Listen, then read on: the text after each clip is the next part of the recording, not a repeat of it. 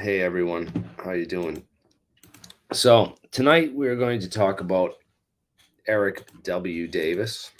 Um, this is his list of publications on earthtech.org, which he is a researcher um, there with Hal Puthoff. So Hal Puthoff, Eric Davis, Scott Little, and his daughter Marissa are all part of earthtech.org, and it's interesting because you go to their research page. They have some fundamental physics on alternative gravity theories, space-time metric engineering and polarizable vacuum, which is the theoretical basis of a lot of Hal's work, which has been innovative and useful in the field of warp drive physics engineering. So I will give him some credit for that. They do have some interesting stuff on cold fusion and excess energy, but I also recommend, and also propulsion, but I also recommend, using other sources like altpropulsion.com, which is the site run by Tim Ventura and organized by Tim. And I help co-host and also get questions to a larger audience through my channel for that. And then also check out coldfusionnow.org. Coldfusionnow.org. They have lots of great resources and information on the whole progress and history of cold fusion, interviews with, newer scientists and stuff. So, and also their coverage, along with my coverage of the 2014 MIT Colloquium, which was one of the last great conferences. We had tons of pioneers and real dedicated scientists in the field of cold fusion come together and give a series of lectures. The information which is real dense and on a very high academic level for those of you who are interested in diving deep on stuff. So we will talk back about these Eric Davis here and Eric Davis's publications here, which you can find on earthtech.org's page. Go to the publications and click Eric Davis's publications, and you'll see that a lot of his older stuff. You can see he gave contributions to books and was co-authors on a lot of things that he takes credit for in that. And then also the U.S. government program contracts reports. He did a paper in 2011 on quantum tomography of negative energy states in the vacuum.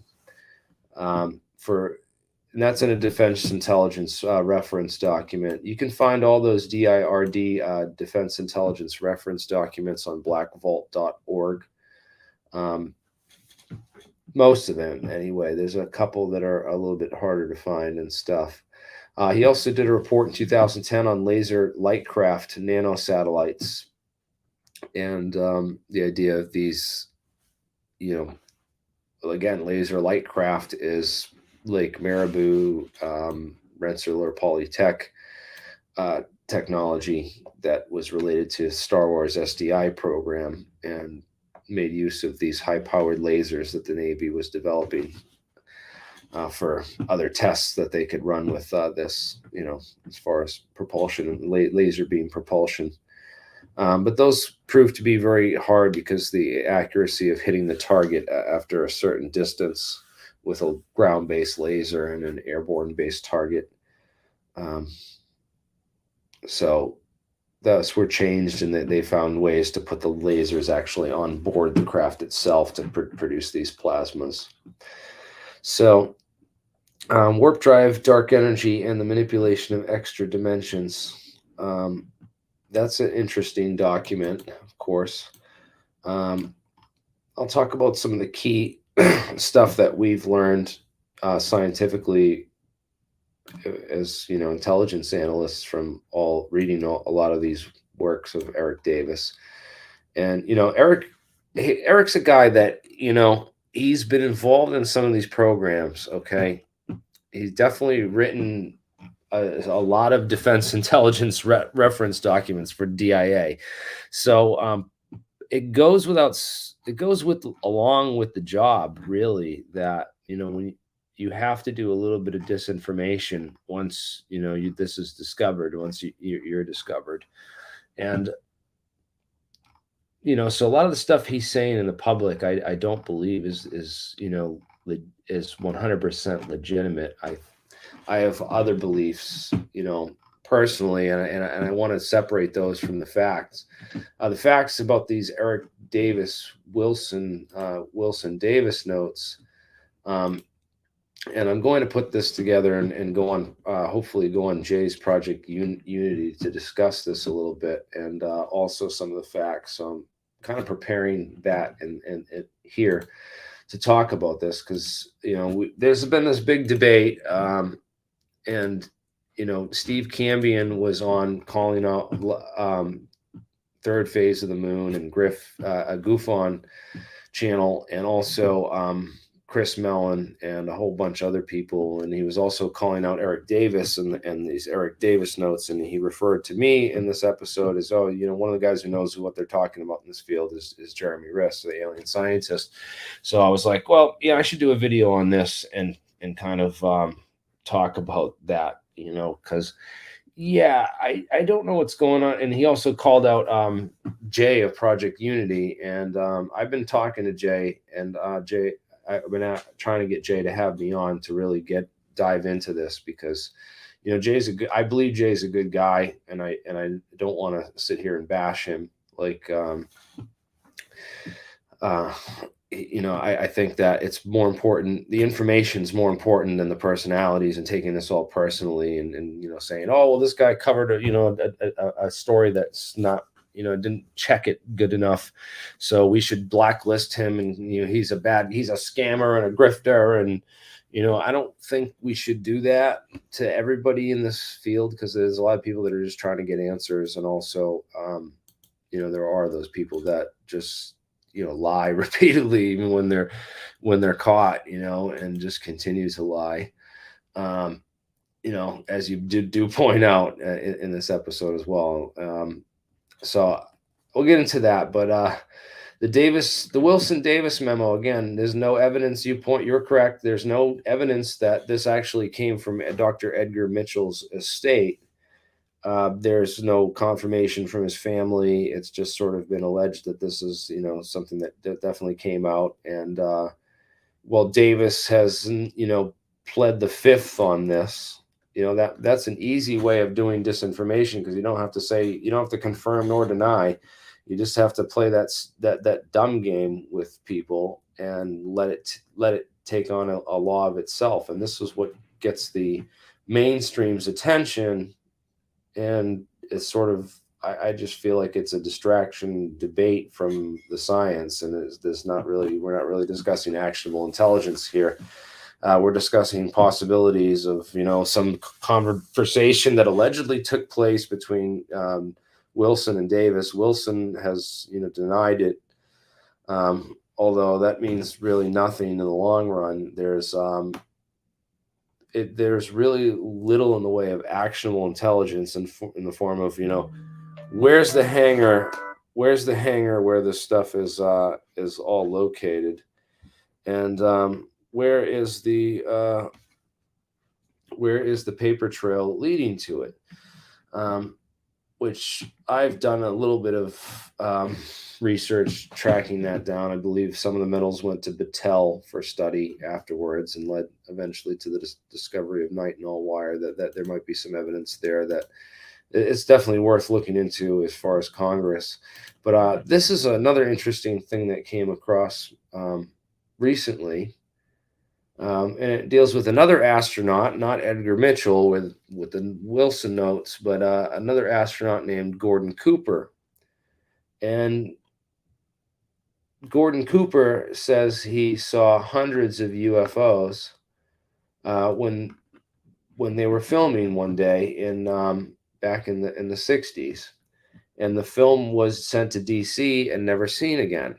Well, turns out they found some paperwork tracking this down. Apparently, I don't know if this has been confirmed or not, but it's certainly interesting that 7 rolls of UFO film as follows. I don't know if they would call it that. It seems like this kind of looks like it could be fake, but I would love someone to really do some investigation into this Captain Kuanias Kuminex Kuminecz.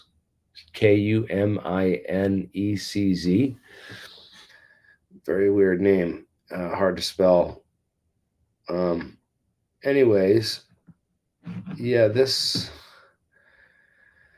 might be interesting because one of the things it says copy of receipt was sent to Simpson Historical Research Center at Maxwell Air Force Base in Alabama. So, Maxwell Air Force Base in Alabama. Well, as we know, Alabama in the 1940s and 50s was home to the Redstone Arsenal, which was the Nazis' Operation Paperclip camp, where they held a lot of top secret research. All the, all the intelligence that we were trying to steal from Nazi Germany and teach to our scientists was brought there, and all that expertise was brought there to now Maxwell Air Force Base is right here. Let's find out where exactly Huntsville, Alabama is in relation to this, because I've never been to Alabama, not super familiar with it, but yeah, so Huntsville is right here at the top of Alabama, and this is down near Montgomery, so this is pretty far away geographically. Maxwell Air Force Base from Huntsville, Alabama, but doesn't mean that intelligence wasn't shared, or people couldn't just take the highway down to Montgomery and go out to Maxwell Air Force Base and get some intelligence briefings for a week. Yeah, so there's some interesting connections here, certainly, of that paperwork and why copies of certain stuff of that era, this was the 60s, would be sent to Maxwell Air Force Base, Edwards Air Force Base as well. So it shows that there's secret UFO offices at numerous different Air Force bases, according to this. So I mean, that's the real stuff. If there's crash recoveries or UFO videos going to some offices, we have to look at those types of things. We have to look at the deep quasi-governmental organizations and contractors like Battelle Memorial Institute, who numerous scientists claim to have worked on alien debris back in the 40s, who worked there. So, but yeah, this is interesting. The ball lightning study, there's no link to that. And as we talked about, the ball lightning phenomenon might be related to these plasmoids. So you could think of this as, the sun or in a plasmoid out in space, or you could think of this as, the magnetic poles of the Earth and some electric field, like a thunderstorm causing ball lightning to appear. This is one theory of ball lightning, and I believe that's similar to what Eric talks about in this 2003 study that was done. Of course, that was now 20 years ago, and it might be in time for a new study to be done on ball lightning. Man, we should really just apply for a lot of these contracts to do this stuff now that it's all public and it's been done before.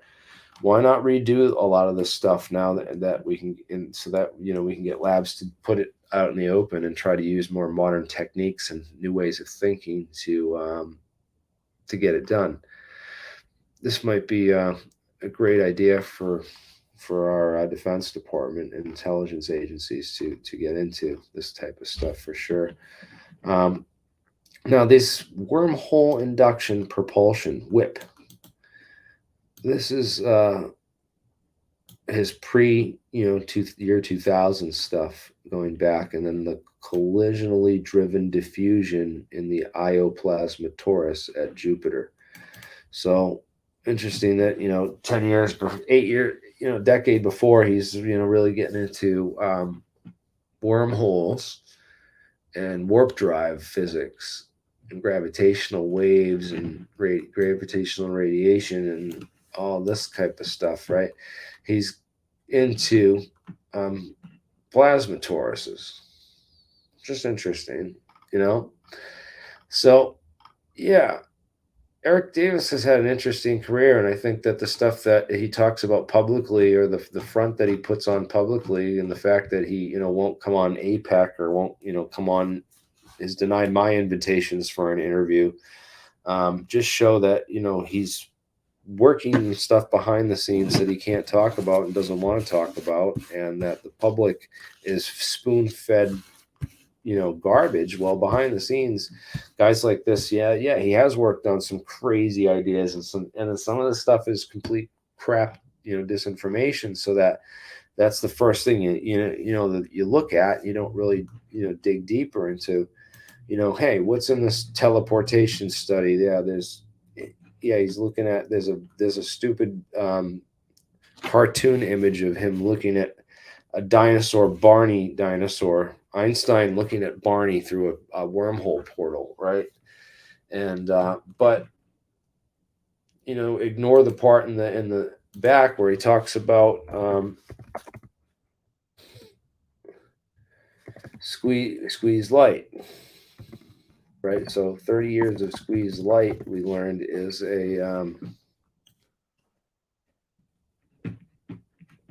this is a background in some of the work that's been done into laser spectroscopy, and this whole Heisenberg uncertainty principle. I showed that video by Action Lab, I think it was. Well, this isn't. We should maybe watch some parts of this before we get into the squeezed light stuff, because that's the deeper stuff. But this 100-year Starship conference, he talks about a lot of stuff in this. So let's listen to Eric Davis himself a little bit. This is the interview that Eric Greenstream did with him. I think it gets good right around here.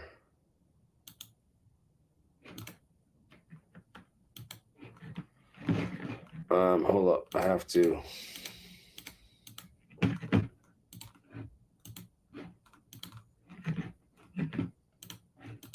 Yeah, because we couldn't get the DIA director and executive director were against renewing it for another 5 years. So they were supposed to get another 5-year appropriation from the Senate through the Defense Appropriations Bill, but they turned it down because they were not given enough complete information to understand what the full scope of the program was. And the reason for that is we were not sure that they would be accepted or receptive of this type of program. So they were only briefed on superficial aspects of the program that they misconstrued to be a waste of money, or just, unexplained, why are we putting that kind of money into something that got 38 technical papers come out of it? Well, it was much more than 38 technical papers. And the problem is that you have a problem with very biased, closed minds where the UFO subject concerned, especially if you've got military and civilian leadership that have been raised and educated as evangelical Christians or other religious cults or whatnot, where they object to UFOs as being satanic. Totally. Got it. You nothing that you worked on, though, during those 5 years was considered top secret, correct? It was top secret SCI. It was TSSCI, sensitive compartmentalized information. So It was a TS/SCI. So the documents I have in my possession, the 38 reports, They're unclassified except for the laser weapon wing, which is now, that particular report is now, I think it got unclassified because, or declassified because the technology is now old and out of date. It's been replaced by more recent solid state weapon technology. That report, well, that report was basically a survey of the existing state of the art of solid state laser weapons that the Navy and other elements of the DoD have been developing and deploying for testing. Okay, so that paper is now old. But anyway, all the other papers, of course, they were unclassified, but that's the nature of those papers. We wanted the authors of those papers to be allowed to publish those papers in the peer-reviewed journals that correspond to their professional discipline. So we deliberately wanted those papers to be unclassified so that the authors can publish those. As a matter of fact, my boss, Hal Putoff, had already published his, he had already published his space-time metric engineering paper in the Journal of the British Interplanetary Society during the OSAP program, but before his DIRD got published by the DIA. My paper on warp drives, wormholes, and negative vacuum energy, the quantum tomography of looking at negative vacuum energy in a variety of squeeze state systems, that didn't get published until 2013 in the Journal of the British Interplanetary Society. It was also a paper that I presented in the 2011 DARPA NASA 100-year Starship Symposium in Tampa, in Orlando, Florida, and that was in September, the end of September 2011. So I presented that DIRD paper as a symposium proceedings. That symposium proceedings was being published along with the others by JBIS, the Journal of the British Interplanetary Society, after they underwent the usual peer review process for acceptance. Was ALSAP and ATIP, did they coexist at the same time? Pretty much. ATIP came before OSAP because of the Nimitz encounter. So almost simultaneously. ATIP came a little bit before, but they coordinated. And they both ended in 2012? No, ATIP never ended. ATIP never ended? Nope. It's still going on today? Yep. Who runs it? Not by that name. Oh, they changed the name? Changed names, changed location, changed leadership. So what's the new name? I can't tell you that. Arrow, right? So the reason you know this is because you are still on the inside. Oh, I'm a consultant still. Yeah. I'm still a consultant. You are still a consultant for the program formerly known as ATIP. Correct. And you're saying it's been renamed, it still exists, and it's still being run out of OUSDI? I won't confirm where it's being run out of, but generally an intelligence program, yeah, Yeah, I mean, maybe I am confirming it. Yeah, generally OUSDI, yeah. It isn't likely to change locations for any reason because of the way the DoD is organized. This is an intelligence operation to gather data, analyze it, evaluate it, and recommend courses of action. So that falls into the intelligence area. I got a quote from the DoD that said that ATIP did investigate and research unidentified aerial phenomenon. Does it still investigate unidentified aerial phenomenon? Yes. I'll confirm that ATIP is still going. It's still owned by the OUSDI. It's under a new name, and that's under new management, and that's about all I can say about it. Because you are still under contract, right? No, there's no contract. It's an informing consulting right now because they don't have an appropriation to fund external contractors. So I'm just a consultant, and I'm not getting paid to do it. It's just what happens. But you have signed some kind of NDA, correct? No, don't need to. I have security clearances. Okay. And I've got a history in this business going back to 1996. So all of the program director knows me very well. He knows my boss very well. He knows my former boss very well. But so if you are not contracted, why can't you reveal the name of the program? Well, because I still have security clearances on the record, so under those conditions, we're still patriotic Americans. We don't like to talk about sensitive stuff, even if we don't have a contract. Okay. Um, It's the rules of the road over there. You Why have did- some informal and formal rules. why would the Pentagon say that officially to the press? Why would the Pentagon say that ATIP was shut down?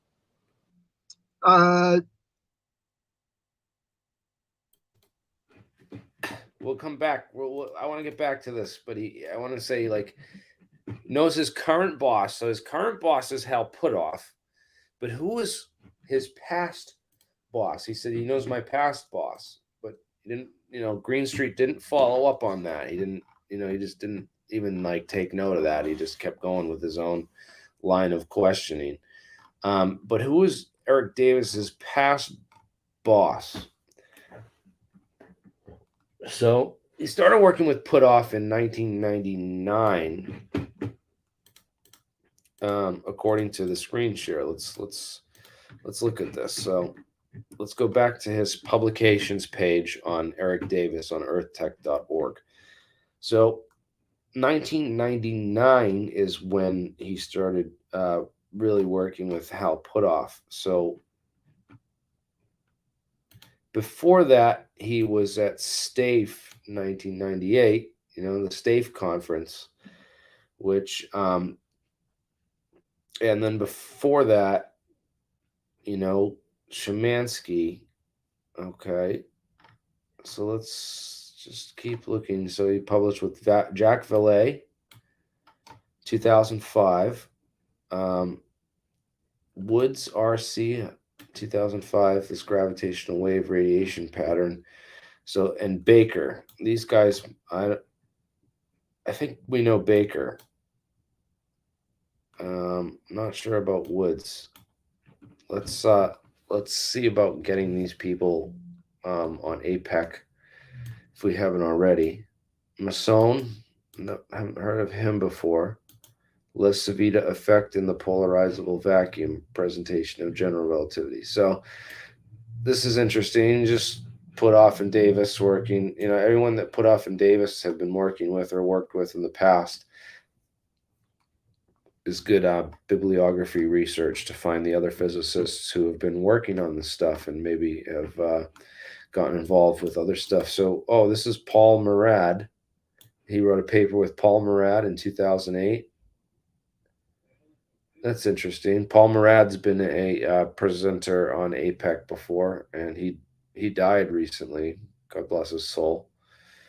Paul was a pioneer in a lot of this stuff, and a dreamer, and one of the pioneers of this field in a lot of ways. So yeah. Interesting. Robertson. This is Glenn Robertson too. So Tony Robertson and Murad wrote this paper with him in 2008. That's Glenn Robertson is Tony Robertson from NASA, and he works for Kepler Aerospace currently. For those of you who don't know. So yeah, this is all super interesting stuff for us space nerds, us geeky science, space nerds, as Steve would call us.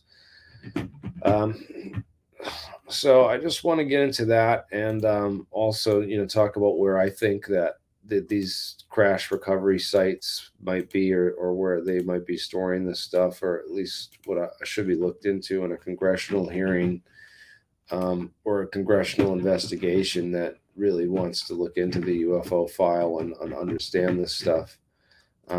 As Senator Barry Goldwater talked about, Barry Goldwater. It's called The Blue Room, I think. The Blue Room. And General Curtis LeMay. Oh, yeah. Let's just play this. Yeah, give me a second. I'm going to share this audio with you guys of where I think, if there is crash recovery program, where that stuff's at. Barry Goldwater, a former Air Force general who also served as chairman of the Senate Intelligence Committee, would presumably have the power and the clearance to see anything in the military's arsenal. But when Goldwater asked to see the so-called Blue Room, where UFO material is supposedly stored during a visit to Wright-Patterson Air Base in Ohio, he was told by General Curtis LeMay that it was none of his business. But I think that at Wright-Patterson Field, if you could get into certain places, you'd find out what the Air Force and the government knows about UFOs. Reportedly, a spaceship landed. And it was all hushed up, quieted, and I've never heard about much of it. I called Curtis LeMay and I said, General, I know we have a room at Wright-Patterson where you put all this secret stuff. Could I go in there? I've never heard him get mad, but he got madder than hell at me. And he should never ask again. Former Nevada Senator Howard Cannon is one of Goldwater's closest friends and says he and Goldwater discussed UFOs and the Blue Room several times. What Barry wanted to do is get in and find out, what did they have? What could they say when you say he was turned down? I'm sure that had I gone to them and said, I'd like to go in there, what's the useful purpose? We couldn't come out and talk about that sort of thing and say, well, here's what we saw. First place, somebody would say we were lying, and it would serve no useful purpose, I think. Well, they've kept some pretty good secrets over a period of time, and so I'd have to say that I'd have to believe that secrets like that could be kept.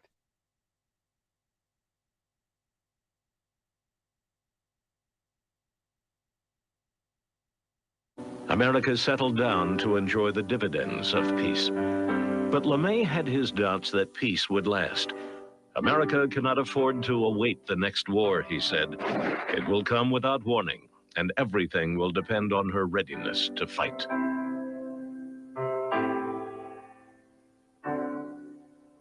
The next war will be fought out fast. It'll be a war of rockets, radar, television-guided missiles, and atomic power.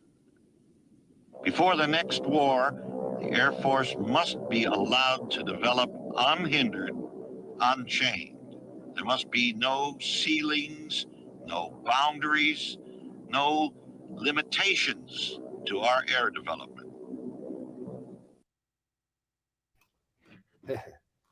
Senator Barry Goldwater, a former Air Force... No limitations. So let me talk about the Mansfield Amendment when we talk about limitations. I'll just mention it real quick because it's important to mention. 1973 is really when they shut down all the anti-gravity research and all the research that wasn't explicitly based on legitimate science. Anything that was trying to push the frontiers of what we already knew, and any gravitational projects, and it was a real hindrance on getting funding through government or through the government for a lot of different programs that these people considered wasteful for whatever reason. But as we know, the government has a way of finding other ways to fund,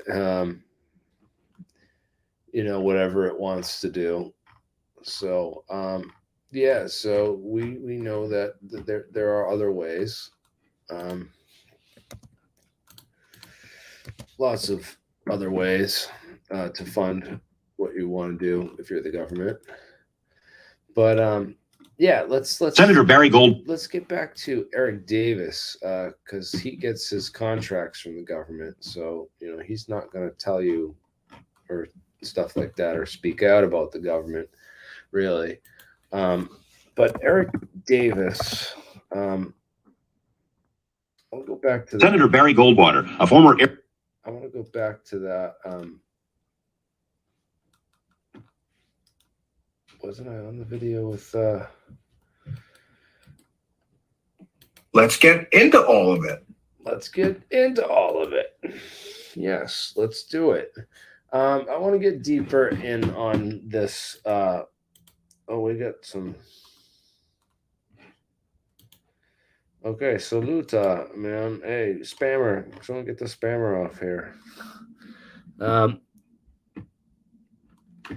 Yeah, there's a whole online war going on right now too with some of these other channels and whatnot. Yeah, I don't want to really get into it because it's. I mean, I could. Should I get into it? Should I talk about the war that's going on right now over on some of these other channels?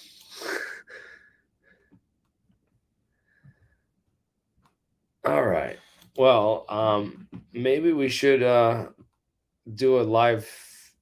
I was thinking, just who's watching right now. Type 1 if you think we should live watch the movie that the Out There channel made, the documentary they made exposing all the times that third phase has made hoaxes or fakes. And we can watch that live and also talk about some of the two of the big fakes that I covered on that they pulled on that I covered on this channel and called them out for and actually had them on for. One, if you want me to cover it. Two, if you don't think it's important. Oh, Jesus.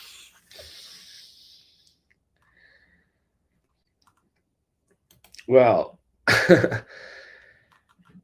as you know, the first one,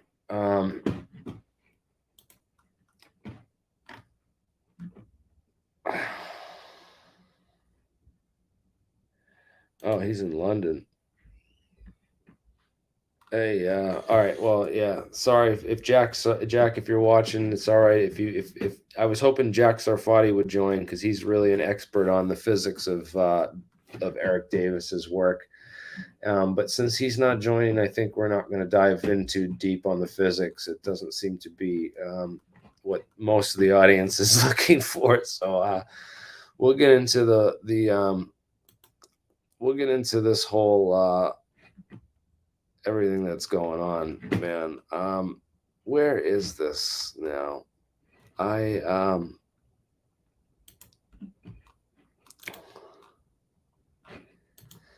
Yeah, so this video here, it got to the people. I want to bring up this video. This is the video we're going to bring up. Whoops. Boom. And I'm going to share the audio on this because I want people to remember this video and see this video.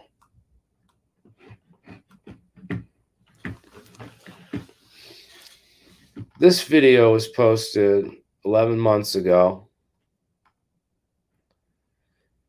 and it has 71,000 views. Not a ton of views, but 71,000.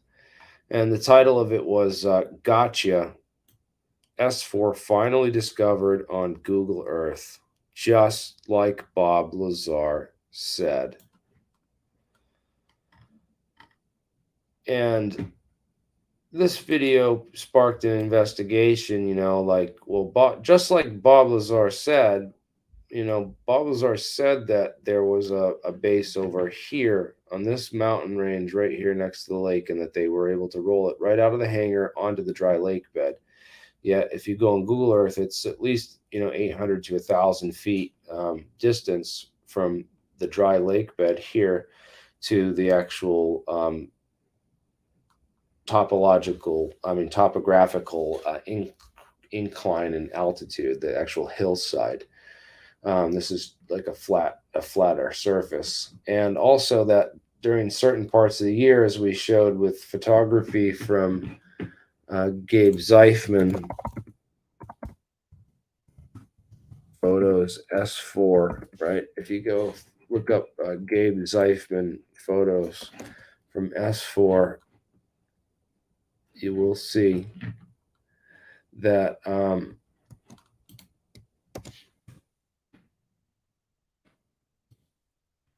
that this guy is a pilot who flew over S4 during the winter season, and it shows that during the winter season or the wet season, that the lake actually freezes up. And he took some photos of Area 51 as well. But yeah, here's his photos of the lake. It actually gets water on the lake bed surface. So Bob claimed that there, originally claimed, if you go back to it, he claimed that there was underground parts to this.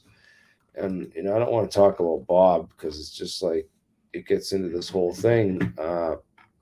But dude, these guys literally put out this video and said that. I mean, it got to the people who were actually putting together Google Earth and doing all these things and labeling all these facilities.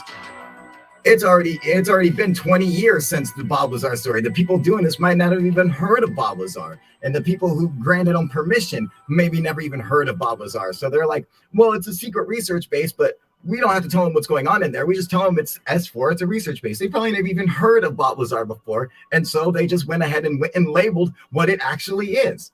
They had no reason to hide it because they don't even know about the story of Bob Lazar admitting that they reverse engineered alien technology at that secret base. Now I'm thinking, because he did say it was on, you could pull up to one side and there was the regular entrance, and then you can go around to the other side and there were the hangar doors there that opened up. So I don't. Yeah, so this base that he's talking about, it's actually on a whole other mountainside. So Area 51 and Papoose Lake are on U.S. Air Force land, and this is off of the U.S., just over the U.S. Air Force land border and on the Nevada Test Site Range land on the other side of this mountain, on like the other side of the Nevada Test Site. And it's these two like platforms like this and another entrance like this with some kind of underground, setup. And I pointed out that they look a lot like the water guzzlers. And I have this whole video that I did on the water guzzler theory earlier this year, which you guys can go back and look up.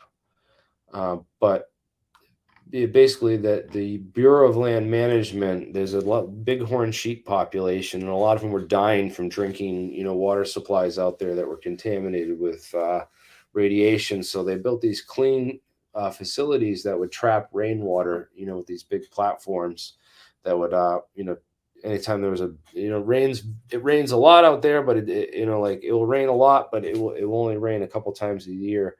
And they want to capture that water and then store it and then distribute it so that wildlife can have clean water to drink that's not contaminated with all the radiation and dust and debris that's left over from the thousands of nuclear devices that the Atomic Energy Commission detonated at the Nevada Test Site and nearby land there, just over the mountain. So, yeah, this is an old map where this section of the map is labeled S4.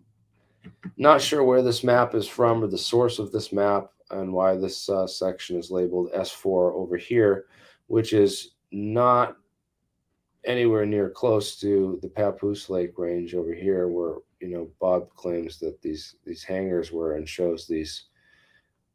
What are these drawings? These are like the facilities that he's trying to show of where this stuff is, and that this is underground linkage between Papoose Lake and Area 51.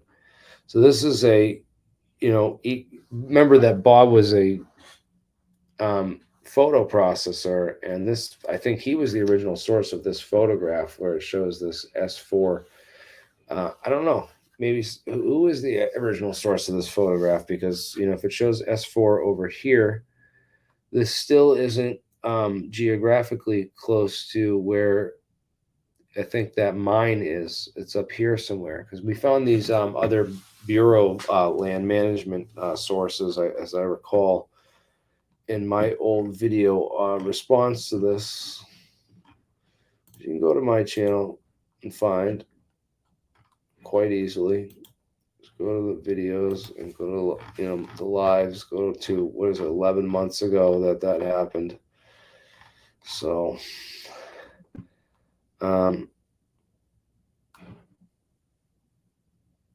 So these two videos, I talk about the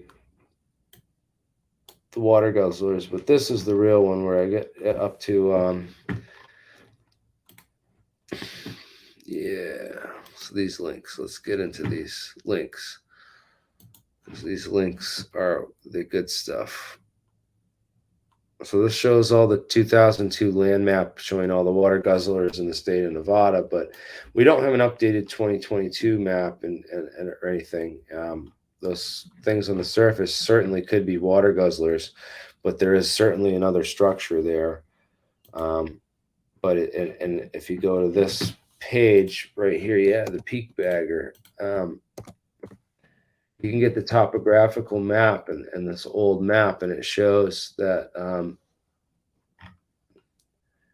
that there is indeed a mine in that location.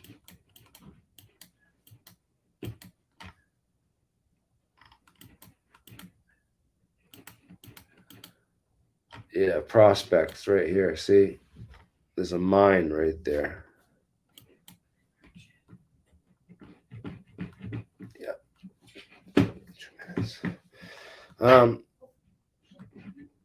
Yeah, so oh god, I should post a StreamYard link so we can get into this. But yeah, let's get in. If you guys want to join and talk about Eric Davis, if anyone, I want physicists only and science people only who want to get into, the topic of wormholes, Stargate physics, because that's, the title of this video, and I like to stick to those titles and not get, sidetracked and stuff.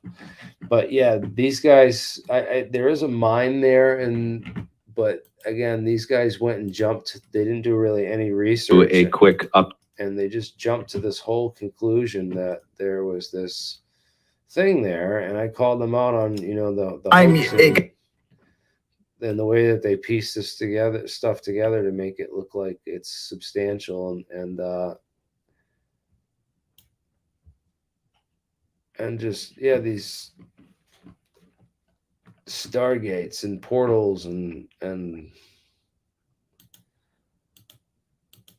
anyways, and then it's a bunch of scattered thoughts, and there's no like coherent deep dive on the physics, and these guys really don't know any physics, and they were trying to get me to come on and join their show to be this physicist and lend them some credibility. But when I realized what they were up to, I really was just like, just not having any of this at all. Because you look at the I have an email from them saying he never said it was Bob Lazar's S4. I guess you guys don't listen. We said it was S4 with a government pin. No, well, Kyle said that, and the government pin thing, he never retracted it, and you're still trying to get me to apologize for this and say that I was wrong. I mean, you guys, There is supposed. I think we're going to do a watch party of the Out There channel's video, and we're going to make sure it doesn't get banned from copyright. The Out There channel, this guy is, got some deep dive information if you really want to get into the hoaxers and stuff, and he exposes a lot of people for different stuff, but if you want to get into who the hoaxers are in ufology, then you can. But Eric Davis, how do you guys feel about Eric Davis? I just want to we'll bring some people in from the background. Who's Jeremy Buzzarth? Do you have a camera? And certainly can bring you on if you want to talk about Eric Davis at all. Oh, you don't really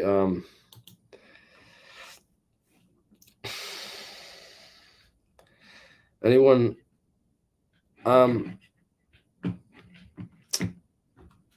Sorry, I want to play a video real quick, and I'm getting really distracted and thrown off of what I was trying to do.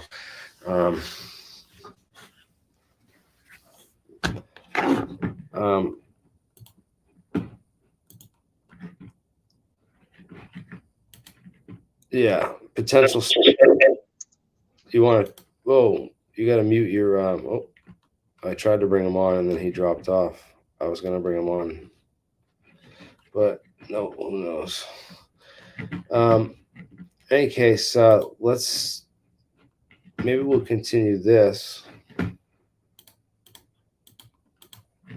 just real quick while I.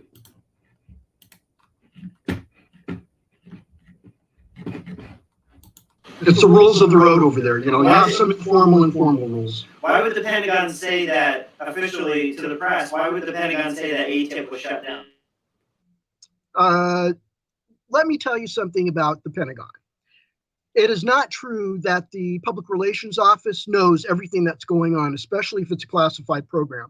There's no automatic procedure by which they are briefed on everything. They don't receive information. They'd be flooded with information that they don't know what to do with. So basically, they would have to find out about something after the fact in order to make a public comment about it. They don't know what the let's say they're the right hand. They don't know what the left hand is doing, and that's how your government operates. That's how the Pentagon operates. When they said that statement, they were only slightly correct. The ATIP by that name no longer exists, but but as an organization under new leadership, it does exist with the new name. So that statement is incorrect, and that's not because somebody's lying. It's because they simply don't know the answer, and they did not know who to ask to get that answer, to get that information from. All right. When they came out and said that Luis Elizondo had nothing to do with ATIP whatsoever, the Pentagon said this. Was a horrible, wrong piece of public relations. That was absolutely incorrect. They did not know what they were talking about. My boss went to report to Lou at the Pentagon in the OUSDI offices during the ATIP era. So that's right. You know who my boss is, Hal Puthoff, right? Dr. Hal Puthoff. Right. So your boss reported to Lou. Yeah. And I've been over there too. I didn't report to Lou. I wasn't involved with Lou at that time, but I've been involved with the new management. So are you guys still investigating UFOs at the Pentagon? Yeah, I would say yeah. Of course. They never went away. They never went away, Steve. They're still there. They're still coming up and causing aviation havoc because they're getting in the middle of military aviators operations, and that's dangerous. That's dangerous for those pilots. I'm going to ask one more time. Sure. Could you at least give me a clue, nugget, breadcrumb about the current ATIP? Anything? That's about all I have for you, actually. All right. Okay, that's about it. I tried my best, Eric. Yeah, okay. That's about it. All right, thank you so much. Take care. Bye-bye. Bye-bye.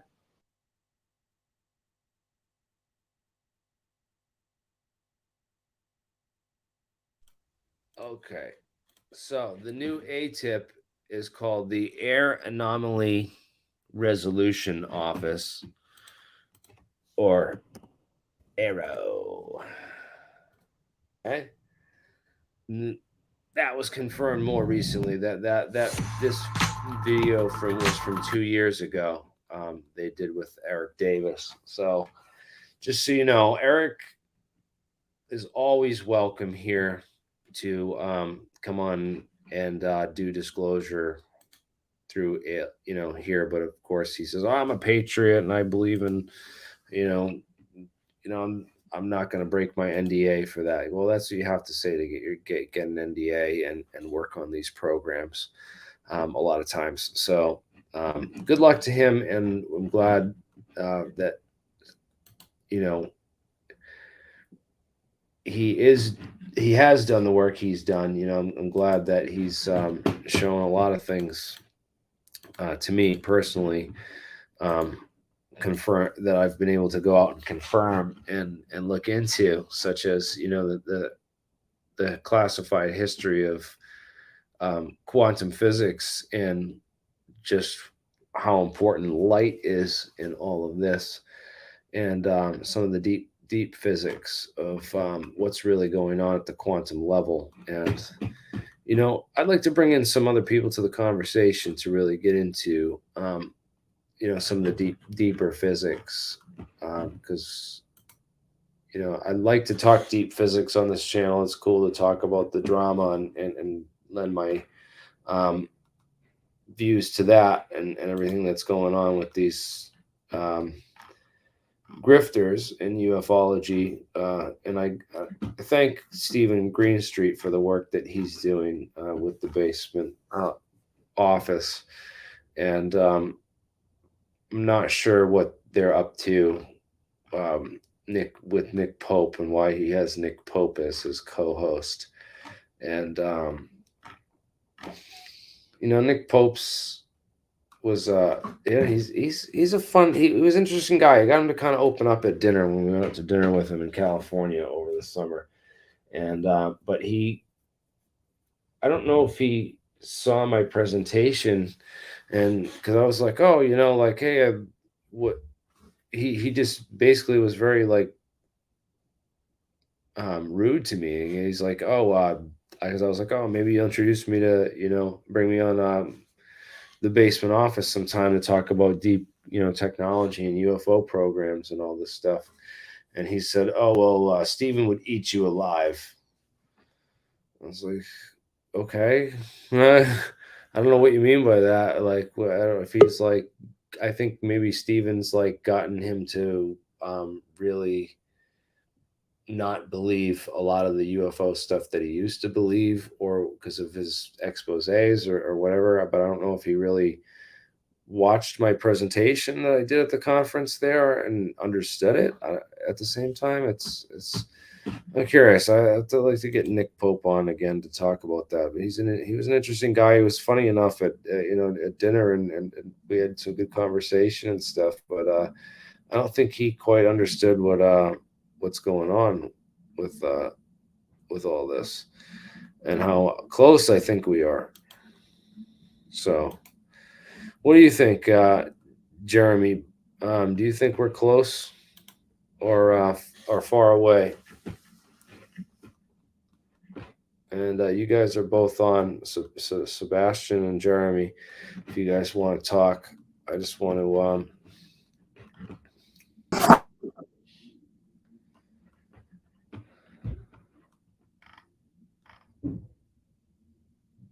hello.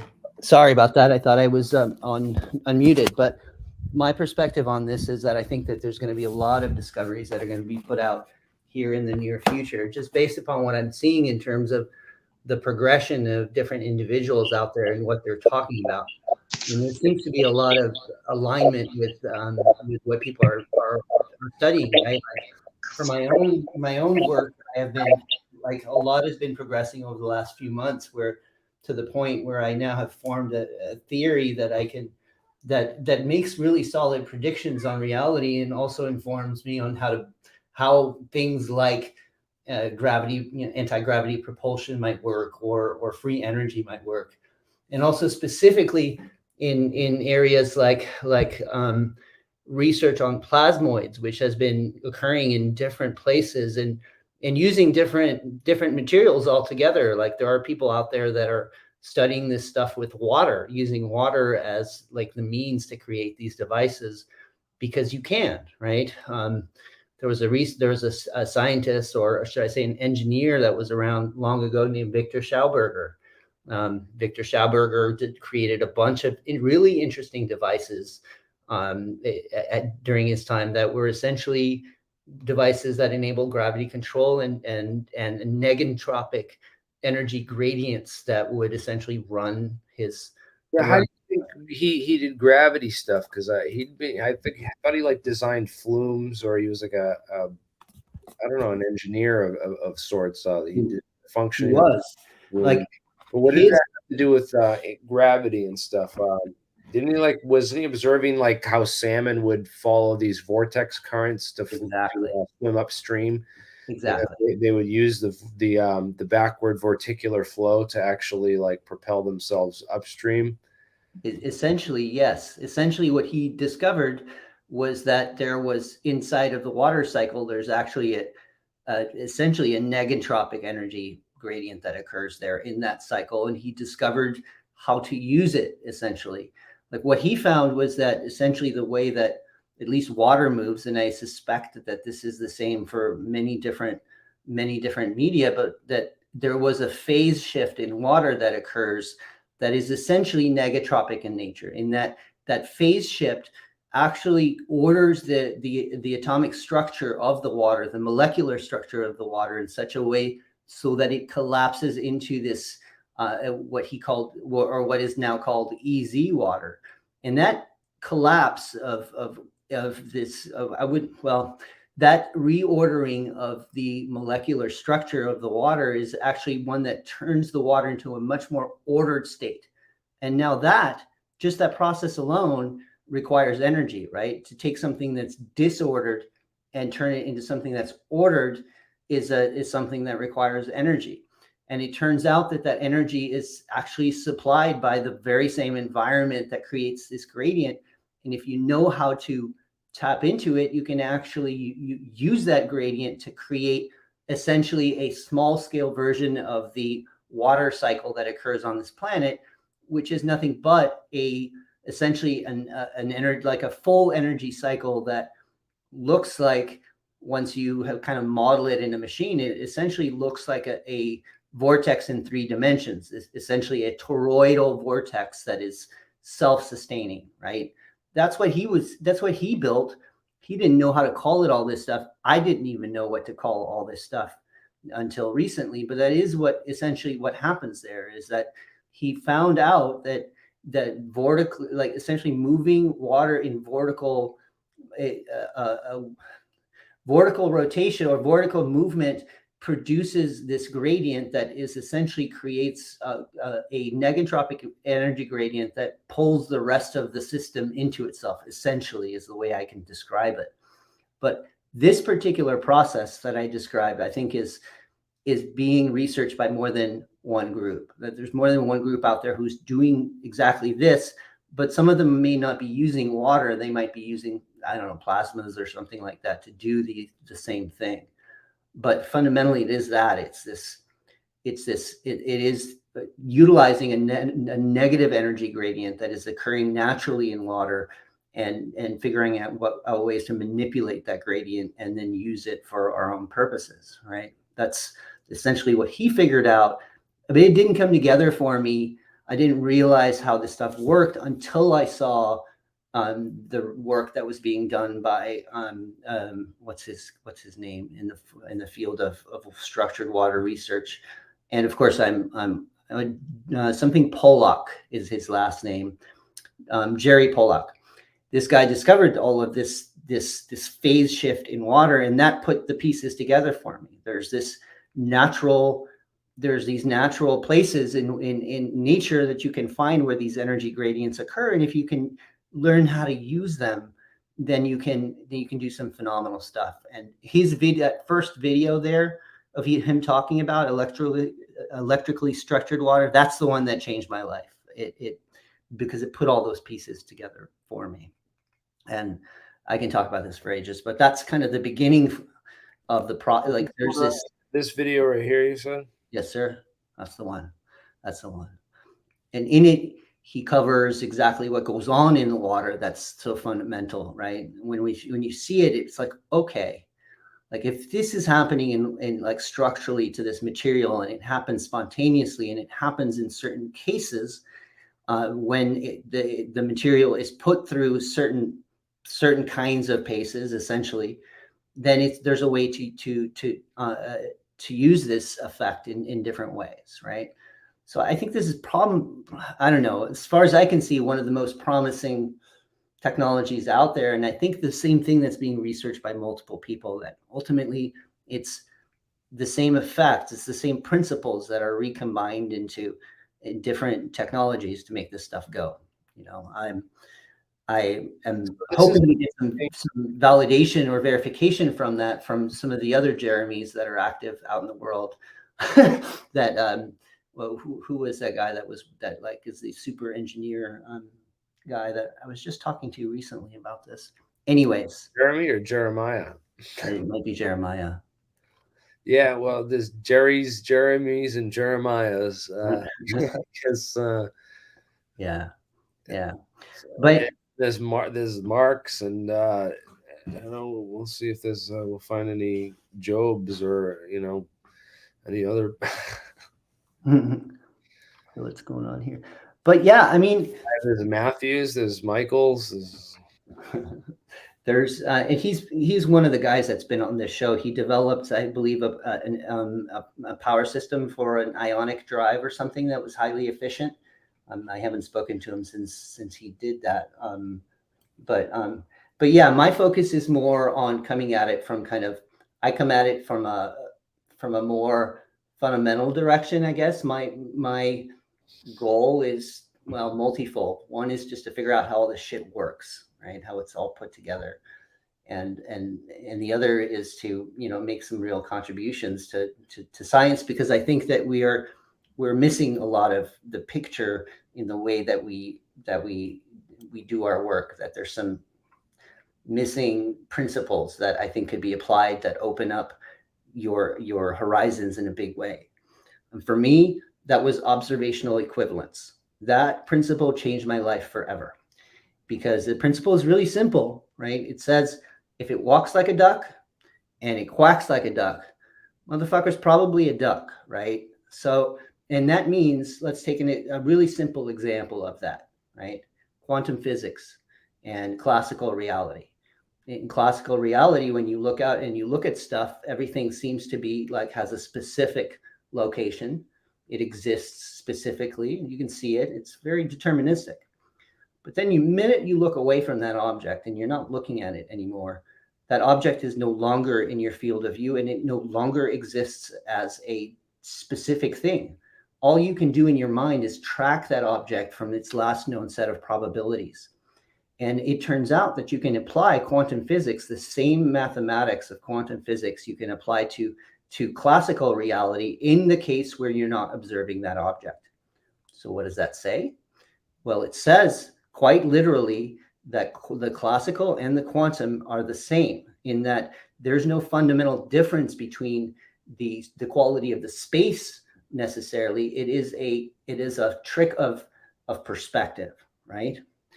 And is there any proof of that? Is that a thing, or am I just fucking bullshitting myself? Well, let's take a look.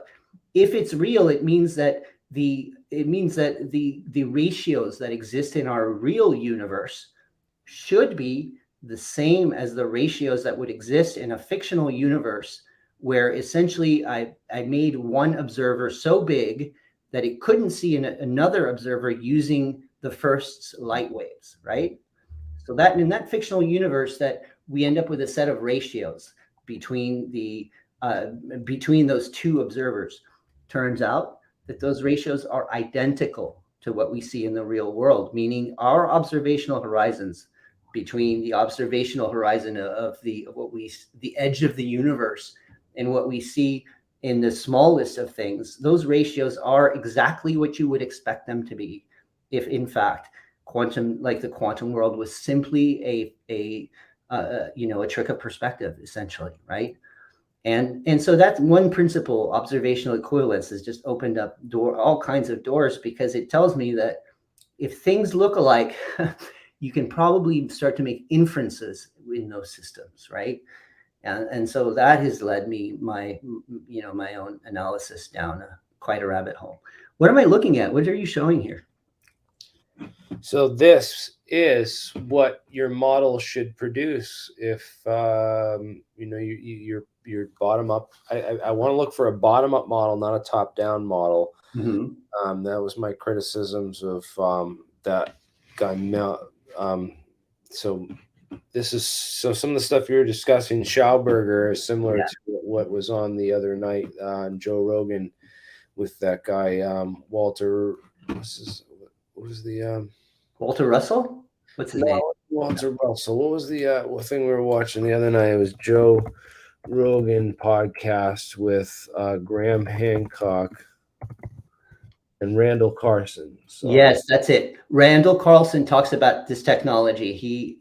Like if you listen to what he says, he'll go talk about implosion, right? That yeah, implosion. about implosion tech, and then he didn't want to get deep into it, and then Joe Rogan kind of like grilled him to go a little deep into it, and they went into it a little bit and showed this map thing, right? So this is their map of this guy Malcolm Bendall. Yeah. So you always got to go to the source, right? So Malcolm Bendall was his source for this stuff. The guy who's got this laboratory apparently out in the mall. He said Maldives. Yeah. This guy. But I found a video of it in Bangkok or something. Him working in Bangkok. So maybe he was working in Bangkok before and then moved out to the Maldives. I'm not really sure. That it was like I think 9 years ago and stuff. So right. Yeah, interesting stuff. But I was again, this got me back on this whole model. You mentioned Walter Russell. Yeah, well, Walter Russell had other similar spiral models of how the periodic table of elements worked. Right. These, if you take that flat table we're all given in their high school chemistry book, and you just simply wrap it around and connect those other sides, you see that there's which makes sense if you think about it. Like, say there's nothing in the existence of anything, and all of a sudden you're in the middle of a space. Like, how can you count, or how can you differentiate things at that point? There is no linearity. You can't go forward, right? There's no forward in your space. There's only rotation, and rotation is ultimately kind of this fundamental movement that everything does. And so that's why like things go in spirals and are always kind of based off a circle. Like a big part of my research is prime numbers, right? So prime numbers seem like they're completely, like, they don't really have much of a pattern initially. Even when you try and suss out some kind of pattern to try and determine them, you can't. It's hard to do, except for if there is a way to actually visualize prime numbers in a way that makes them highly regular in terms of where they end up. And it's really simple. It's basically, you, instead of looking at the whole number series as a straight line, you just take the whole number series and you wrap it around a circle, right? So that it's basically repeating periodic groups. And if you do this in base 9, using base 9, all prime numbers will line up perfectly on the spokes of that circle that you're creating, right? That's fascinating and really the base 9 thing that goes back to Tesla's view of everything. So, well, we do everything in base 10 because we have 10 fingers. So that's kind of what we've chosen. But base 9 is really like a better system, but it's confusing as heck. But it's once you understand that it's actually very similar to base 10. It's because you look at how base 9, look at how 9 behaves in base 10. Just like you can, the multiplicative table, you line up the numbers backwards and stuff like, because of that one difference. So it's an interesting thing. But regardless of all that, at the core, it needs to produce, an atomic model, and then this is like the eventual branch that your theory needs to produce. Neutrons, protons, electrons, right? The whole something similar to the standard model, which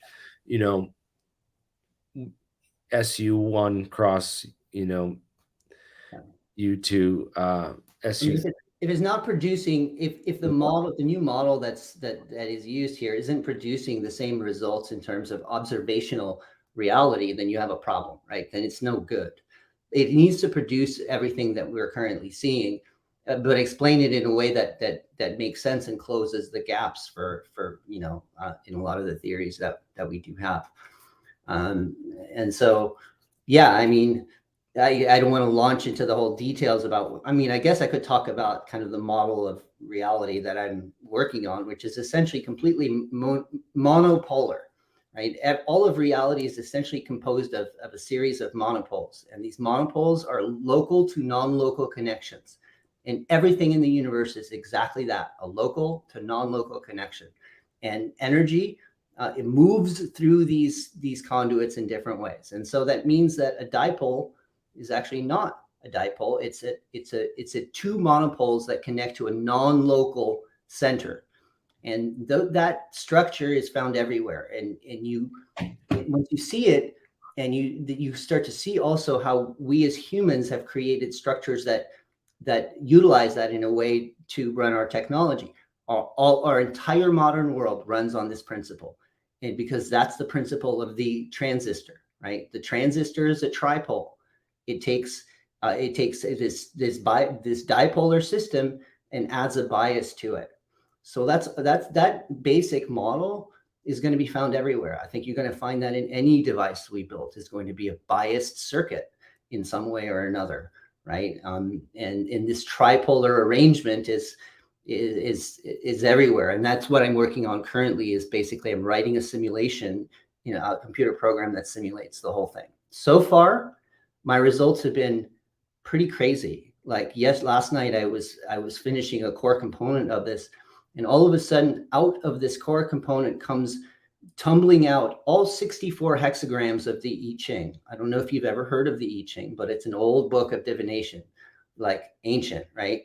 And it has 64 symbols that all turn into each other, one after the other. It's a progression. Some turn into symbols and stay there. Others turn into symbols that evolve more. It turns out that all of that shit is built right into fucking mathematics, and it tumbles right out of certain systems. And so that's kind of where I'm pushing on right now, is trying to find out what these transformations look like. What is the process that occurs when energy and entropy is transformed? Because you're talking about these things, these binary bit like sequences, permutations. Yes, sir. That's them. Those are the hexagrams, right? Those hexagrams are a two-dimensional representation of a three-dimensional structure that I'm calling a pentuple, which takes these hexagrams and extracts another dimension of information out of them, and essentially tells you how energy changes. The I Ching is called the Book of Changes, and it's called that because what it's supposed to show you is it shows you how energy is transformed, right? So big clue right there. Like, okay, like this is interesting because that's exactly what happens in nature. Energy is transformed. So how? What are the rules for it? How does that happen? And so that's what I'm studying. And that's all of this that you're looking at right now came tumbling out of my computer program last night. It freaked me out because it all seems to correspond so tightly, And my feeling is that what we're looking at here is actually a map or a transformation matrix for energy. Essentially, in goes a particular state, out comes the next state based upon that. That's what I think this is. We'll find out. This is combination, but these are actually permutations. Yes. So this is combinatorics. Yes, sir. And those combinatorics match perfectly the kind of the pentapolar system that I've created that itself tumbled out of some other research, all of this research that I've been doing. So can't be the only one working on this stuff. Like I'm nobody. I'm just a guy, right? So I figure if I'm doing this and I'm seeing this stuff that is blowing my mind to smithereens, that means that there's teams of people out there that are doing better than me doing this because they're in a team and all that. Who they are, I don't know, but I think we're gonna find out soon, man. I would think really do. I feel like we're close to some big breakthroughs. I don't know. Maybe that's just me. Maybe I'd love to hear from others. It's interesting to wonder about that, and I wonder about what that source said about the DoD and these satellites with these detector systems that can detect these wormholes or stargates, right? So when you produce a monopole or a wormhole, And this is similar to your transistor thing, by the way. I wanted to point out, if you think of magnetic field source, Mm-hmm. Yeah. and then you have this point where you flip it, and you're able to trap some of that in a vortex. You have this other field that radiates far away, but this essentially would be like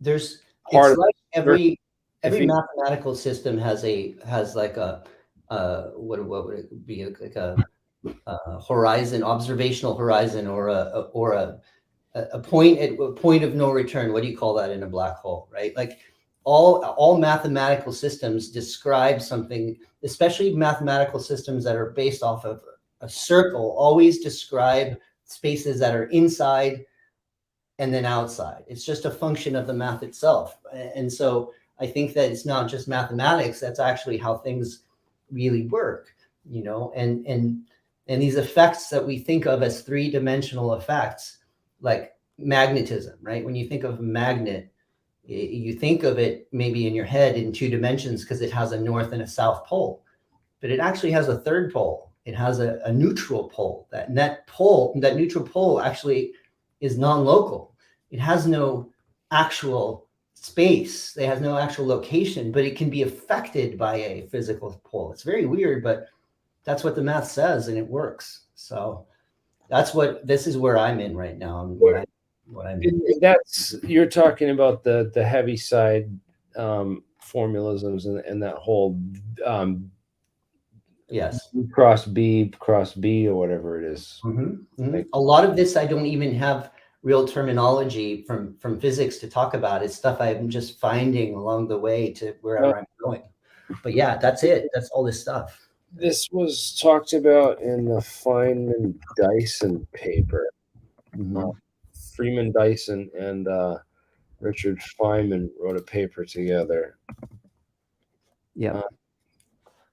And in it, he shows, Feynman's proof of Maxwell's equations. This might be it. And Feynman's like one of Feynman's kind of claim to fame was creating the diagrams that he did, which essentially are showing state transitions in quantum systems, right? And these diagrams are, nobody liked them at first because apparently quantum physicists are not very visual, which I don't understand how that can be. I don't know how you can do this work without not being able to visualize this stuff.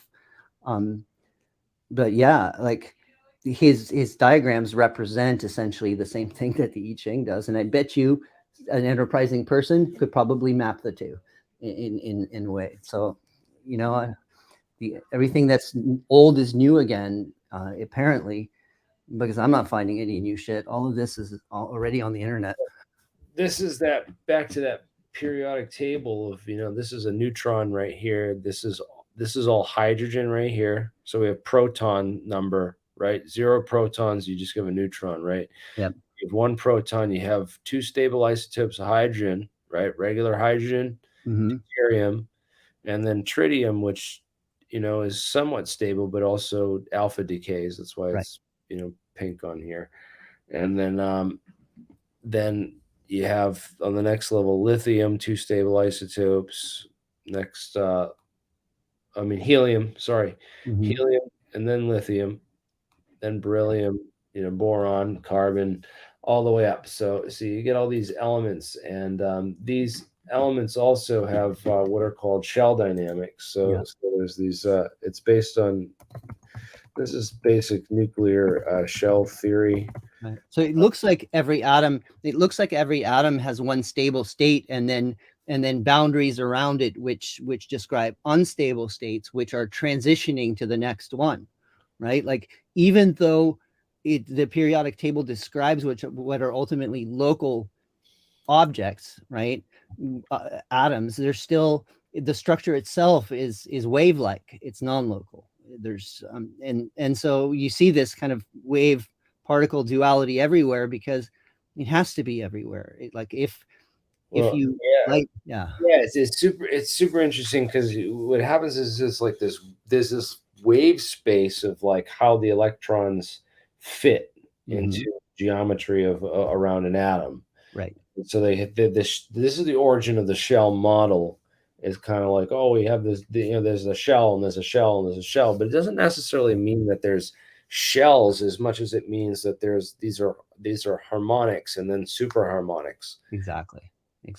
Yeah, I don't think they're if you were to look at the and like could somehow visualize an atom, you wouldn't see shells. It would just be.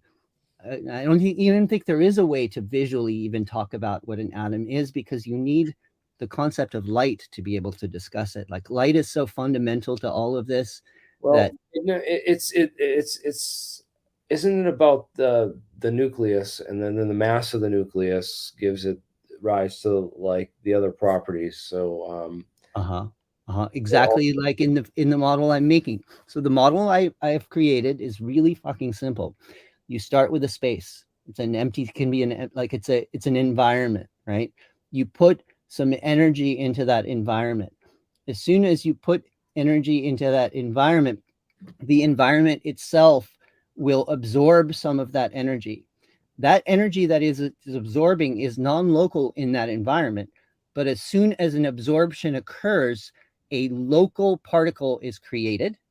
And that local particle contains the energy that was in the non-local parent universe, now contains it inside of that child, right? So it goes from non-local parent into local in the child, and then everything that the entire cycle works in that way. So it's always local, non-local, always in one direction. Sounds like the analogy of the wave function collapse in quantum physics, where you have this Hamiltonian, a combination of your kinetic energy and potential energy. And then when you add the two together, your potential and kinetic collapse into an actual, right. function. You're seeing a specific state. So like if you're describing a universe in this way lets you essentially nest these structures in a way that actually does manage to resolve the mathematics at all levels of it, because you essentially are able to take what is a non-local amount of energy and turn that into a locality, a particle, and back. And my suspicion right now is that if this model is correct, we should see all of the forces that we are seeing in the real universe manifest, right? That's the goal here. If it doesn't do that, it's bullshit. It's no good. But I suspect that we're going to get close to models that do this soon here, because people are also, when we go to Malcolm Bendall, this guy, Randall Carlson is following this guy, Malcolm Bendall. Okay, so here he posted this graphic. So I got the graphic from him. Yeah. Looks like, I don't know how he programmed this or made it, but I'd be more curious to find out more about this, because what we're able to do is take this nuclide chart, the nuclide chart that I was just showing, and we can map that in, we can actually get all the data from that as an API file. There's already a database that you can get from that. My brother found it. I was talking to him about the. Do you want to see something super cool? I posted a link in our chat. I want you to go to it, and I'm going to send you another link too that will show you another picture that looks so damn similar to what you just posted. It's crazy. Let me just find it here, and I'll show you what I mean. But all of this, this stuff that you're showing me tumbles directly out of basic mathematics, right? Like all of the most complicated structures in our universe are actually really simple at their core. What I sent you there, that link shows how prime numbers are arranged when you arrange them in essentially a multiple of base 9, right? The colored numbers that are falling towards the center are prime numbers, and they're all line up in this way. And that's here I'm trying to find this, and I'm trying to find this other other thing that I created that looks exactly like what you just showed a second ago, which is and my version is nothing but a model of how numbers themselves relate to each other, how how I can multiply them together and get the same stuff. I'm just trying to find this for you. It'll take a second because I have so many of these that I've built out over time.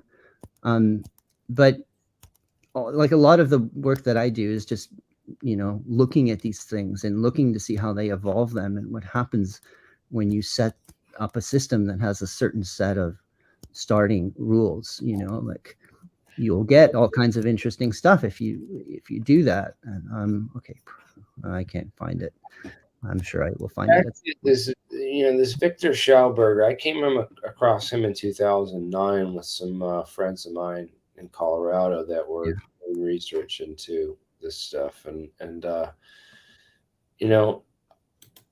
don't understand how he was doing this torsion. He was kind of talking about torsion physics and this whole idea of gravity being you'll be able to manipulate gravity with these vorticular rotating fields.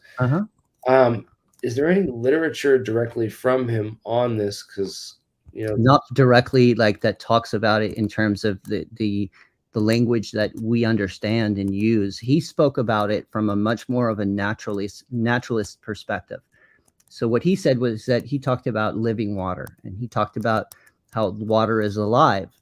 And I do agree with him in that, like, water is alive because it contains it naturally manifests a negentropic energy gradient. And what is life if not a lowered state of localized entropy? Like, if you look at all living systems, they're just that. They're localized low entropy states that observe out into the universe and exchange entropy. That's fundamentally what we do, right? You sit in stasis, and like plastics and trash sit there, and they interact when they touch other things, and and then they just until they do that, they're stable and they don't break down, and they're inert, and they just sit there and they build up in our oceans. If you look at, I sent another little script too that essentially looks at the whole number series and breaks it down in terms of kind of how these numbers are related to each other, including how they're related to primes. And that just so reminded me of what you just showed me there that I had to send it over, just so you can take a look. But that's so you have this spiral. I just want to know how so like people have studied a lot of the vortexes and stuff, and it has like a lot of the math I know. Well, I mean, if you look, it even looks like a torus. Like, if you look at the device itself, it looks kind of toroidal in that it has an intake at the top, right? And it has what I'm assuming to be an outflow under the device. And it's essentially creating, like, manipulating air, like I think it just manipulates air pressure. But with the way that it works, I can't tell you, well, like, it works on the same principle. Okay, there's some good pictures that kind of illustrate what vortex will do. But essentially, the way that these systems work is that they, just like an internal combustion engine works now, where essentially what we do is we combust something to generate heat, which expands, right, which runs our pistons, right? That's how we move shit now with internal combustion. There's another way of doing it, which is implosion, and it works in reverse. What it does is it creates an energy gradient that's negative, and which collapses or pulls in or contracts stuff into it. It's the same difference, I guess. But it's the reverse motion. It's essentially energy that is collapsed down from a more from a higher entropy state down to a lower one. And I think there is a fundamental difference between those processes, in that the energy that is generated and the means by which it's generated is cold. So these engines run cold. They don't run hot. They actually run colder than the environment does, as a function of that negative energy gradient, which is self-sustaining. And that's why ball lightning works, right? Ball lightning is nothing but a stable plasmoid, which is a 3-dimensional vortex. And the vortex the plasmoid vortex is a perfect description of all the fields that are present, where essentially you have the north and south poles of that plasmoid that are both collapsing into the plasmoid and then radiating out of it. So on one end you have a collapse in, and then you have another end, you have a radiation out, right? But there's also a secondary field which extends out radially from the center of that device out to the which would be equivalent to the magnetic and gravitational fields of our planet, which is also can be modeled as a toroid, right? A toroid is a perfect representation of these fields, which are at right angles to each other. Anyways, I hope that makes sense. I'm jumping around all over the place because I've had a lot to say recently. Well, yeah, if you look at a vortex, it's mapped. You can map it to the center of a torus. Right. Right. It's different. You change the shape. A lot of the math is actually the same. Totally. If for designing a torus. Yeah. And then mapping that. So yeah, and a torus is nothing but a vortex whose bottom has been expanded out and wrapped back around onto its top, right? That's what it is. And so it's because of that, once that vortex has been, or that plasmoid has been achieved, it will stay structured for a long time, because it actually is a self-sustaining process that's occurring there that creates that energy gradient, which is falling and pulls environmental energy into itself. Right? The opposite of what internal combustion engines do, which blow up and radiate outwards. So this just radiates in. So, for example, a mesocyclone, right, is what you're taught to look for. And if you go to, I went to National Oceanographic and Atmospheric Association school that you can.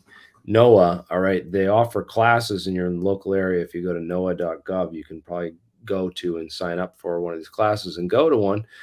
But they teach you in Storm Spotter school that you don't see tornadoes without first seeing one of these. And this is a mesocyclone. Yep. Mesocyclone is this toroidal structure, which cloud structure or happens. What happens is right here is you have a high, high moisture, right? So this is a high temperature. This is a warm front. Right. The warm front, what the warm front does is it has a lot of energy, so you have a lot of moisture in it. So that's the dark side of the storm, right? In any tornado. And then you have a cold front. The cold front has less moisture in the air. Yep. It's colder. And when the cold front and the warm front meet, you get this vorticular motion, which creates these mesocyclones. And then the mesocyclones will produce these tornadoes, which are touch down on the ground and rip up the ground. But the real power of the tornado is actually in the toroidal spinning structure of the cyclone, which happens far above. Right. Exactly. And the tornado that you're seeing is just one end of that structure, right? There's is essentially you're looking at that toroid, which is like this big giant donut floating above the ground. You see the tornado that's coming down and touching the ground, but there's another opening at the top there that's pulling energy into it just as readily, right? Like that downward motion of energy that you're seeing coming out of this thing is matched by another, but on the other side of it by an intake of energy. Like it's self-sustaining. It's why the thing lasts for so long, right? Because its own the tornado that you actually see on the ground is just a little extended tip through the eye of a much larger toroidal structure in the sky. Exactly. Right. And that's just, so it's just a physicalization of this fundamental principle, which manifests the torus everywhere. And it does so by virtue of existing as a point space. Any point in space, ultimately, if you like, imagine space collapsing into a point, right? That collapse that happens describes a structure which is fundamentally toroidal in nature. Here, I can show you a picture of this because it's very clear once you see it happening on your screen that this is, in fact, like a point in any point in space describes a toroidal structure around it by virtue of existing, essentially. And I can prove that just by showing you a picture here. Let me find it and then I'll show you what I mean. But essentially these things, just like one describes the other. You can't really separate the two because one is a manifestation of like there's straight lines and curves are like cousins of each other, right? You can't have a curve unless there's a straight line that defines a space to create a curve in. And so that, it sounds conceptual and silly, but that's how reality is set up. Like, it's very literal in a lot of ways that, makes it very interesting once you kind of see that literality is not just, an illusion or an alliteration to something. It's actually real. So just look up proofs of perpendicular line proofs. Okay, so, and in different geometries, it gets really crazy to be able to prove that lines are perpendicular. Exactly. And as soon as you start trying to mess around with like straight lines, mess around with any type of geometry, then you start immediately seeing how geometry and vibration are totally related. So straight lines are related to curves. I think of it like particles and waves are like two sides of the same thing, and they have to exist like that, because if they didn't, just things wouldn't work. You need that. I can't even talk about these things from here, but you need that kind of duality in order for any of this to all make sense. I'm trying to remember the name of something, but I'm failing here. So I'll find it when I can. Well, this is interesting. I want to get to this whole idea of information horizons. Yeah. And a lot of the core of what, because we're talking about Eric Davis's work here and some of the stuff that he did with Hal Puthoff. Yeah. Sent you one more link to prove to show you what I mean when I'm talking about point, like a point in space, like describing a torus, and you'll see it when you see the picture, because it very directly tells you. And I sent it in our private chat, I think it was. I don't know. Let's see this. Oh. So scroll that picture up and down. Look at the picture and scroll it up and down. And it does weird. Do you see how the picture itself seems to have a field, right? That picture has a field which moves when you move it on your monitor. Why is this happening? This is happening because of the interactions of those straight lines with the grid system that makes up my monitor. My monitor is nothing but a set of pixels, right? My monitor is a quantized system, right? It displays everything as quantized bits. It does not display everything as a steady state of change. And so therefore, it will be anything I display on top of it will create interference patterns by virtue of existing on top of that space. So you see, like, just by creating something that is the right size in terms of matching with those pixels, you start to be able to actually see a field which moves, right? You can see the moving field just in that picture. It's doing this because this is an equivalent to what's happening in the world, where essentially you have particles that each of which define their own relative space, and they're moving through space which is quantized, right? And so you get the effect of fields there. This is probably one of the coolest and wildest direct way to explain what we're talking about. Yeah, because at the core level, if you look this Planck length, so that means space-time is pixelated. That's right. And when space-time is pixelated, you'll get these waves or interference patterns as things move through space. Right. That's literally what we're seeing as electromagnetism and other effects in nature. And why is that there? Simply because that point space exists, right? The point space exists, and you could say that from that light radiates to that point space and from that point space, and therefore anything that does that will be subject to these effects, right? And this is a way to, I think, very like for people that like for people where you need to show them, okay, this just by virtue of something existing, it does something that you might not expect. This is a really good one because you can see right away, it's shit, man. It's actually is creating what appears to be like a moving field, even though nothing is moving. It's moving when I move the picture on top of the thing. That secondary movement is caused as an effect of perspective.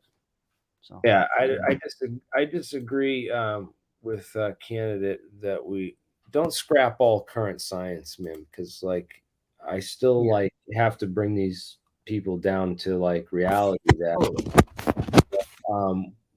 you don't know science, and a lot of people don't know science, so like there's a lot to science. So when you talk about scrapping all science and going to a model like this, we're just going to say, oh, we're going to scrap all science, we're recreating it. Well, you know, if you create your nuclear model still has to make predictions about all those nuclide alpha, the nuclide chart. It has to produce that nuclide chart that I showed. It has to show stability. It has to show alpha decay. It has to show beta decay. Right. To show. If it's not showing you the same boring shit that we're seeing right now, then it's not doing its job right. It has. I'm a big believer in marrying science with new understanding. Not like, why toss the baby out with the bathwater? Just learn how to toss the fucking baby out and keep the bathwater, because you need that. It's okay to pick and choose and throw away what doesn't work and keep what does. That's the nature of model might be beautiful, but like this isn't exactly beautiful, but it's intricate and it's exact and it's precise. And if you don't produce this with your model and you're not showing, oh, this is what we get experimentally. So this has been verified by our labs. Like these elements are stable, and then we can create these isotopes, and they undergo these decays, and they have these half-lives and all this. That's all determined science.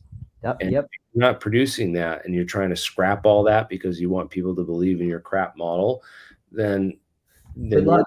Good luck, and good luck to you. Like, you're not going to get far in the academic or the scientific world, and you know, like, good luck with your cult of following believers. I have tried that shit, dude. It did not end well for me. I did like to try and just scrap it all and talk about it from a perspective that, you know, I made up is great and all, but I made it up so nobody understands what the hell I'm talking about. And so I've had to more and more, you know, get into the nuts and bolts of you know, current state science, just so that I can talk to people about this. And if you can't do that, then it's very hard to have any meaningful contribution. I mean, I do think that there are plenty of people out there that are incredible visualizers and can actually see the secrets of the universe in their head. I really believe that. But I also believe that they don't have a language to be able to communicate it with others. And so thus it all stays in their heads, right? You have to do both. You have to have the ability to be creative and also talk about it from the perspective that makes sense, that is, you know, rational and can be verified. Otherwise, it's all just fucking bullshit. Yeah, and I think it's cool to like dream and go beyond these ideas. And if everything's light and it's all pixelated, well, what happens when you take these systems and you pump tons of light into these metamaterials and then you squeeze it? Right. And that's exactly what Eric Davis is talking about, to produce these wormholes or these, you know, these negative energy states or these conditions for to do this. And that's deep in his science, and he's not going to talk about that in the public interviews with Stephen Greenstreet, who doesn't know how to really pay attention to the real key details like that and ask those kind of questions. He's just kind of serving this agenda. It seems that's at least the vibe I got from Nick Pope, that, oh, he's just going to eat you alive. Yeah, that's Well, nonsense. that's what I'm here to do, man. I eat half this community alive, so if he can eat me alive, man, I'm like, Good, more power to you. Yeah, I feel that. I understand, man. power to you, dude. If I'm like, it's like, I want people to call me on my bullshit. Like, that's what I care about. I don't care. Like, yeah, there's plenty of yes people I can find out there. I don't care about those people. I care about the people that that go, you know what, you're full of shit, or you know what, prove it to me. yes, Because otherwise, like, what is this stuff good for? I could, it's just masturbation at that point. I'm interested in getting to a place where there's consensus and there's actual real things being built from that, a real effect, right? To something that does good for us, for humanity, is what this is all for. Otherwise, yeah, why? So, yeah, and I'm just one guy out of lots of them out there who we're all doing this work together, and we have for a long, long time already. It's like some of us have been in this space for 20 plus years, pounding the pavement, and I feel like it's coming, dude. All of this stuff that we've been researching our whole lives, one of these days we're going to see it out there. It'll be like, okay, here it is. And we'll be able to talk about it and explain it to people in ways that nobody else will. And that's exciting. I mean, if this is getting on to Joe Rogan and getting put out there to these big audiences, like, we're just going to keep up with this, because like we're doing the right thing, and these people are getting the attention while doing stuff that's not up to par with the standards. Those people are really good at marketing and putting a front end that everybody will buy. There's this one thing I've learned in this world, is that there's a huge difference between the front end and the hard work. I don't know. Well, maybe we'll see. Like, I want to interview this guy and see if he's done the hard work. But there it is again. There's that spiral again. He's got. Yep, the self-consistent spiral. That's it. That's the torus, right? That's how it works. It's literally the bottom end gets sucked back right into the top end of it. So, similar to the diagram on there's a LFC circuit. So where is there was a damn it, where's the diagram? There used to be one right on Wikipedia that showed the how a circuit would work. Right. There's a lot. They've been removing a lot of content off of this, which is kind of lame. Man, they had a picture where it showed like the fields go into like the inductor, and then go from the inductor into the capacitor, and then around. Right. But and these fields describe. Yeah. Anyways, the circuit analogy is fascinating to me, because that's the one I'm really on right now in terms of how we work as what this process of observation is in quantum physics, right? Like, what is this observer? What is it? Where is it? How does it work? What does it do? Ultimately, I kind of see, I've gotten to the point where I see the process of observation as a circuit itself, where essentially we are the receptors of this transmitted media that has gone through an environment and induced the environment into displaying a certain set of things, which we then take in with our eyeballs and make sense out of in some specific way from that perspective. And I think this process that we do as humans is analogous to the process of emission and reception of photons. And I think ultimately that's where to look, right? Like, what happens to a photon when it's absorbed by an atom? What's the transition between the photon to the phonon, which is described in my work? Like, that transition between the opticosonic coupling that occurs to a photon when it is absorbed by the atom's electron shell, right? All of that. Sometimes it's not absorbed, sometimes it's scattered, sometimes it goes right through, it doesn't interact at all. So right. So it has to resonate with the frequency of the electron orbit. Clouds, right? It has to be the right frequency, and when it does, like, what's the process that then how does that turn into the rest of what it turns into, and then how does it get re-radiated back into, you know, another photon? Like that, I think just figuring out how that, like being able to describe that process. This is the diagram I wanted to show, and I just want to Yeah. describe it real quick, the process, what's going on here, and then I'll move on. Yeah. But basically, what you see here is L is the inductor, and C is a capacitor, and the capacitor is just two electrical plates with a dielectric medium between it, like glass or something else that's Right. not, that's an insulator, not a conductor. So at one point right here, the electric field, right? So Yeah. all the energy is going into the electric field, and then it's oscillating into the magnetic field, and it's Yeah. producing a magnetic field, and then the magnetic field gets its maximum strength, and then the magnetic field dissipates the current back through the inductor, Right. and goes into the capacitor and charges up the capacitor, so Yeah. that the energy is transferred from the magnetic field to the electric field to the magnetic field and the electric field back and forth. Very similar to the model of what happens in a electromagnetic wave. Right.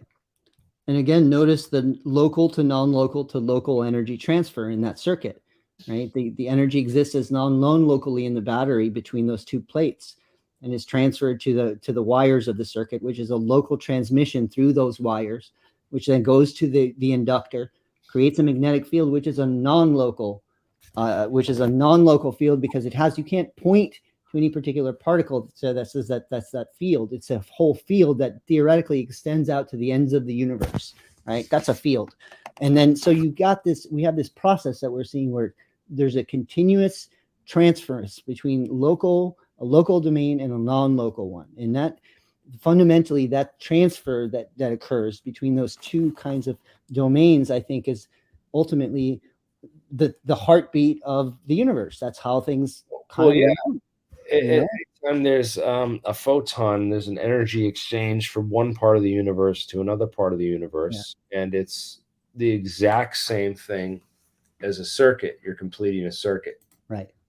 Just like your RLC or your RC circuit. Exactly. And it's this transference of domains, I think, that ultimately gives the universe its characteristics. Otherwise, if things were a big solid particle, like if I had a rod in space that extended 20 light years in space, and I pushed one end of that rod, how quickly would you feel the other end move, right? It wouldn't take 20 years. It wouldn't take 20 light years, because that rod is incompressible. And so it exists as a particle, a real particle, and particles are not subject to this relativity thing that we see. The relativity occurs when you're changing states. It occurs because you're transferring this from one domain into the other, and that transference is what causes this essentially this innate perspective that reality seems to take with things, right? And we can prove that by running all the relativity experiments that show us that we are the ultimate, like our perspective is always the correct one when we're doing all of this, and that whenever relativity shows us something, it's always the other guy who seems to be seeing it from weird, right? It's never us. When you look at your own state, it's always consistent no matter what. And that's another key kind of tip off to all of this. Yeah. It's interesting you talk about locality and non-locality, and how there's this transfer of information, how it's constantly going from that, and how consciousness is another example of non-local information, where it doesn't exist exactly anywhere locally in the universe. It's just in the abstract form inside of your mind. Right. And that's interesting, because that's the same kind of way that energy exists in a photon, which travels at the speed of light. It's sort of the information is in a stasis point until it reaches its destination. That's right. And I think that that's what I'm trying to model the whole universe as, that essentially that basic principle, except extended to all objects and occurring in a particular kind of a particular kind of pattern that transforms from one to the other. It seems to be the general description of what the universe is up to, and there must be some specifics as to exactly how that happens over and over again, because hell, we're here and we are consistently continue to exist, and so that means the rules must be consistent. Well, the ideas are there's two different classes of thought, and one is that it's a wave function that collapses. That's the Copenhagen interpretation and the Heisenberg, uncertainty, and the Schrodinger's cat and all that. And then there's the Bohm pilot wave interpretation, which suggests that there's a wave that travels forwards and then backwards in time first, that goes out and seeks the what it's going to do next based on available data. So there's like a pilot wave that kind of goes out and just probes the universe and collects the data on the probability of what's going to happen. I think it's a geometric effect. I don't even think you need a wave, because all you need is a space. That theory, I like that theory better, the Bohm interpretation, because it's a non-deterministic, and this is where I disagree with, great minds like Sabina Hassenfelder, who thinks that everything's predetermined and that there's, it's all based on a role. Everything's already predetermined. It can't be, because you are there. It cannot be so, because you are there observing it. Key thing, and that because of that pilot wave theory goes out, that's where consciousness can exist, is in that action of, all right, well, we've thought about the future already, and now we can kind of like act upon our current situation and influence it. So you can actually, so there's a physical mechanism there for actually for spelling that out. And like, even like this whole pilot, like I tend to lean more towards the Bohmian interpretation, except I don't really think that a pilot wave goes out. I think that the pilot wave has always been there as a function of the fact that you exist in a universe which is multipolar. And if you put two poles take an empty closed universe and you put two, like if you put a dipole in that universe and it's transmitting non-local information, that means that information is everywhere in the universe simultaneously. I think that things like the speed of light and all these things that show us relativity only exist because of these transitions of energy states that occur. I think that ultimately the speed of thought and the speed of polarity has no speed. It's because it's geometric. Things that are geometric are not local because they affect the entire space at once. That's the difference. Anyways, this has been fascinating. And I appreciate your time here. It is time for me to get going and eat some dinner. All right, I'm going to show one video, and then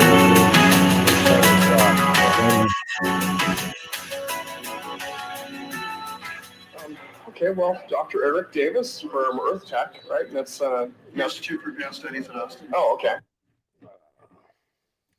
just wrong window. There we go. Okay. All right. See you later, Sebastian. Thank you for joining us and sharing your Okay, ideas. well, Dr. Eric Davis from Earth Tech, right? And that's Institute for Advanced Studies at Austin. Oh, okay. Okay. Do you want to know where?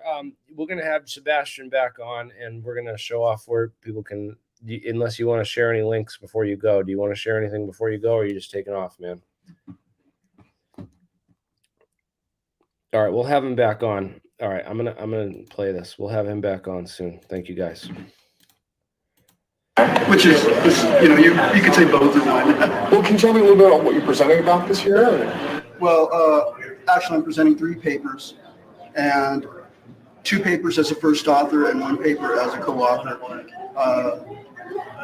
The first of my 2 papers is first author.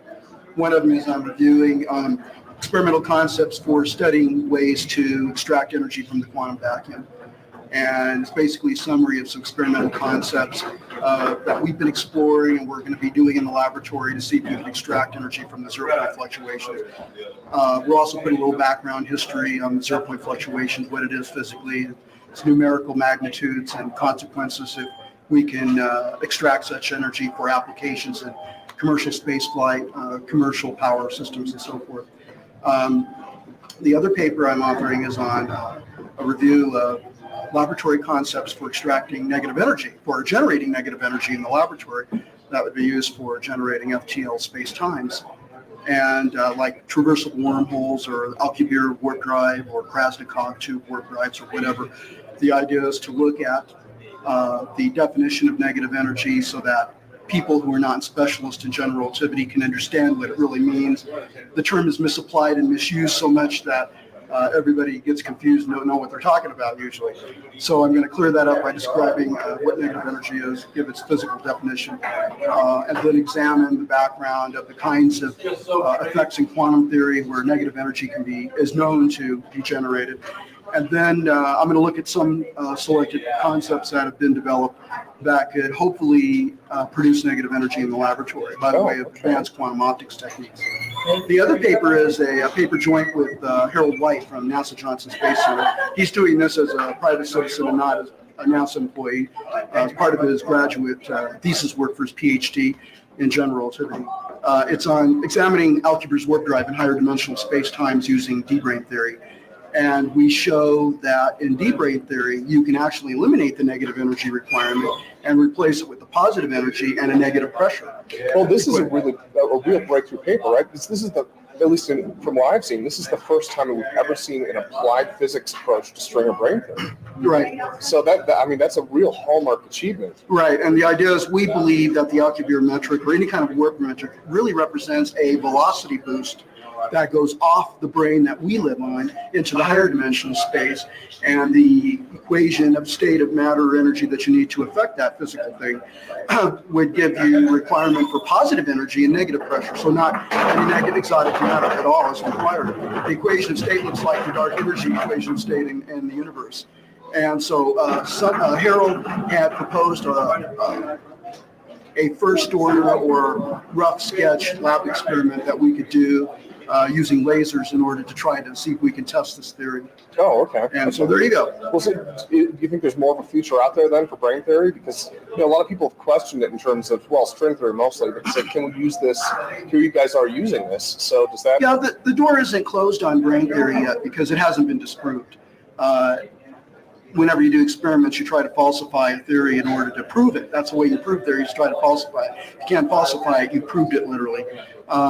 This is just one way of being able to test some aspect of D-brane theory that we think could work in a lab to create an FTL space-time effect, like the Alcubierre warp drive. So this would be almost literally the Star Trek warp drive then? Yeah, in a way, but this will be low level. It isn't going to be dramatic. You're not going to expect to see anything disappearing in the laboratory and zipping off to the nearest star. It'll be a low-level, low-energy experiment that will give us an idea of what direction we're taking, what we're doing right, what we're doing wrong, what we could do better. It'll be an exploration of this thing to see how right it is. If it doesn't work, it doesn't mean it's not right. It just means we don't have the right experimental concept. We would have to go back to the drawing board and try to reanalyze everything and see what experimental devices, what configuration of energies, lasers, fields, whatnot, would be more appropriate to make this happen. If this configuration that Harold is proposing doesn't work, then we need to find other configurations that will make it work. Oh, okay. And if it doesn't work at all, then it might call into question whether D-brane theory even works or not. Well, now on your badge, I should focus in on your badge, I guess. It also says that you're a chairman, right? You're a speaker and a chairman. So in terms of Section F, can you tell me a little bit about the papers that you're reviewing then? Or I can't hear you. Oh, I'm sorry. You reviewed some of the papers as well, right? Right. For other people. Can you tell me a little bit about those? Or No. The idea is I just did a peer review on the papers to see that they reached a level of publication quality required by state and scientific quality required by core scientific standards to publish papers. And there were papers that got rejected because they were poorly written and not because the ideas were bad. The authors just don't know how to write a paper. And we couldn't get them to come around. Then there were papers that were rejected probably for almost a combination of both reasons. Usually the ideas are really bad, not provable based on hearsay, not on the scientific method, and no logical coherent flow of information could could make you believe that the idea works or whatnot. So papers did get rejected, but it wasn't a lot of papers, really. A minority of papers got rejected and the vast majority got accepted. And there is also a limit to how many we can handle because we're only allowed 4 papers per session. And we were given 8 sessions. We have the largest number of sessions in this conference this year. Yeah. So I know that some papers that did get rejected only because the paper writing quality was bad, they're going to be allowed oral presentations. So they're going to be here providing an oral talk on their paper. Oh, but it didn't get rejected. It doesn't go to the UAP. Yeah, it won't be in the proceedings, but they have it in the abstract booklet, and they will make an appearance at the FO8 session Thursday morning, I think. And so those are the papers that only got rejected because for one reason or the other, the author was not able to spend the time to bring it into the right format. Oh, sure. And then there might even be one paper that has questionable information on it. We allowed it in. Well, for the benefit that there's anomalous information in there, that might benefit, future direction. There was another one also that was kind of the economics of high-frequency gravity waves. And now, in terms of STAFE, I guess it makes sense. It wasn't very scientific. It was more of a business case. But it would be interesting. There are rumors, I guess Paul Murin is talking about putting together a high-frequency gravity wave conference for maybe midsummer or 2007 sometime. So I wonder if those might qualify some of the things that didn't quite fit with STAFE. No, those kind of things do fit with STAFE because STAFE is about propulsion and power, and anything that can affect advances and increases in propulsion and power for space and space commercial applications is acceptable. If you're looking at high frequency gravity waves, you might find ways of improving space communications. You might find ways of modifying gravity locally to enhance your space propulsion. You can use high-frequency gravity waves for weapons applications. You can use high-frequency gravity waves for a number of applications. Yeah. Astronomy, basically, cosmology and astrophysical astronomy. You can use high-frequency gravity waves for a number of things, and the economics of it is a paper I think that was presented last year. I don't know if there's one like that this year. Oh, okay. Okay. Well, that pertains to if you have a high. So this interview is on Alt Propulsion's site 10 years ago. It sounds like, can anyone tell me if it's not Tim Ventura. It sounds like Gary Stevenson who's doing the interview. I'm not sure. High-frequency gravity wave-based technology in the way of a communications system that's superior to all the relay satellites we have now. It's a direct line of sight through the Earth communication system. What's the economic benefit of that over a traditional system? How much more difficult or expensive will it be to field it, to develop it, and so forth? You presume the technology, the physics is right, that the technology is there. It's just that you want to look at how advantageous is it to use that as opposed to standard high-frequency microwaves or even direct line of sight laser beam communication. Well, given all these applications, do you have any thoughts for funders who might be watching down the road when we get this on the web, in terms of what they might consider putting their money into, and if they should wait perhaps for a few years, or if this is a good time to invest, and then some directions that they might go in terms of investing? Well, I think the funders should look at the STAFE proceedings in the F sessions, particularly since we represent the new. No, that's definitely Tim Ventura doing this interview. I know it is now. Frontiers and future concepts. If you're looking at new frontiers and future concepts as something you want to put your money into, then look at the paper proceedings, read every one of them carefully, and decide which topic that was published there that you like the most, that you would like to see developed. And you might also want to look at the previous 2 symposiums.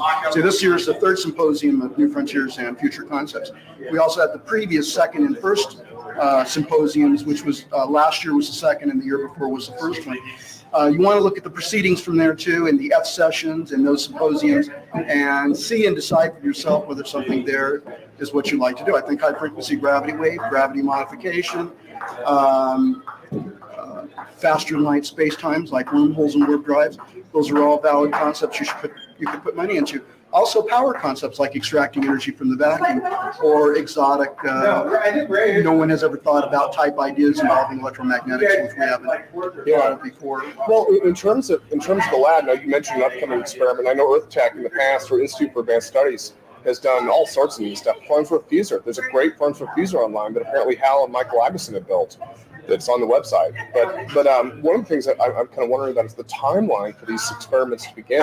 I mean, in terms of transporting, even a small particle of matter through some kind of a wormhole device. Do you think that we have that on the horizon in the near future, or do you think that's several years away still? Oh, are you talking about actually implementing it, or just even in a test of it? Yeah, even in a test case, just kind of validating. We don't know. We don't know yet. I mean, essentially, standard traversable wormhole theory has no event horizons. There's no such thing. And if it's a stationary wormhole, it's not a time machine. So those things are not considerations in this case. Oh, okay. Okay. There's very specific, difficult ways of turning a wormhole into a time machine and worrying about horizons and going backwards and so forth and so on. Those require extreme movement of the wormhole, one end of the wormhole as compared to the other end in order to affect time dilation and things like that. Standard stationary wormhole, it's just going to open up and connect two different regions across space together, and that's it. You go in, you come out. Now, do you think it's nothing any more difficult than what's been described by Morrison Thorne or Matt Visser in his monograph? Yeah, but it's very difficult. Stable, very sane, very an exciting type of a wormhole. But difficult to produce, do you think? I mean, in a lab environment, given even for a small wormhole size, do you think it's possible to transport matter like in the next few years, given current technology? I don't know. Not given current technology. We're not there yet. We don't have the magnitudes of the negative energy in order to generate a wormhole that would be realizable. I think all we're going to do is look at micro wormhole development in the lab. We can maybe corral just enough negative energy over just a small enough period of time that we could see some kind of a measurable effect. It's only baby steps right now, and the technology is not. First of all, we don't have the technology to generate enough negative energy. We don't have a way of measuring it in the lab yet. We don't have a way of concentrating it in a place where you can then start shaping it into a wormhole. We don't have that one yet. We're just getting started now with concepts of generating negative energy, thinking about it, implementing the first steps in the laboratory, and then evolving that technology forward to where we can then start worrying about the rest of it. But once it does start to reach. So, I mean, as far as I was going to answer your question, as far as in the future, it could be 30 years or more. I don't know. That's just a pessimistic view. Technology accelerates and advances in sudden abrupt changes every here and there. So you never can predict when things increase in time or decrease in time. Oh, yeah.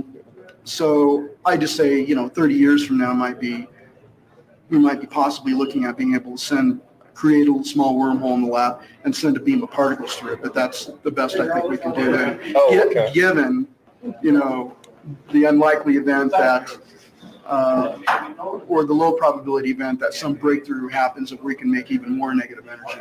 Yeah, absolutely. Yeah. Well, thanks again for your time, Eric. Okay. Again, Dr. Eric Davis from Institute of Advanced Studies.